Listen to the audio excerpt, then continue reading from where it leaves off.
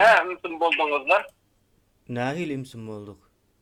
Hiç il çıkışımız yok, lağımız yok. Ezer kelimesini ayağa kaldırıp, Ha. ezer kelimesini demedi. Çektik. Ha. Yani kol kızını bilip otuyorum ben. Näçin häzir galmaly hemmesi ayağa? Yurdun içinde ezer aşağı var. Olmadır, kelimesi ayağa aldı. Ha. Sonra vilayetlerden hem çekmeni, konu öğretmeni, filanın özmüşlerle nemeleri var.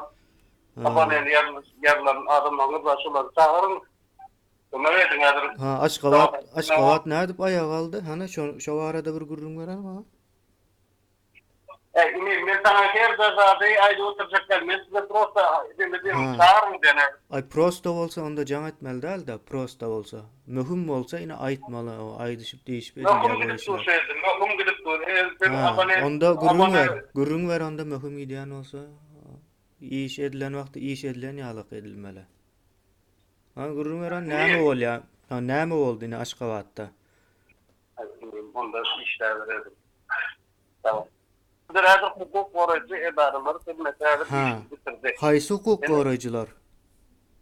Hemmet var. Hemmesi däl, haýsy at gerek, at gerek. Sen näme için gerek sana? Sana seni odaktan Ay sen kurtlandırma. sen nireden bilen yalan gürlýanyňa? At ver, Yalan gürleyen olsa at mı ver, yalan at gürleyen ver, olsa mı çislo ver, yer ver. At, çislo, yer. Näme? Belki daha İslamay diyeyim.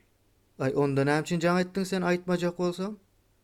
Sen düşünmedik olsam böyle davay.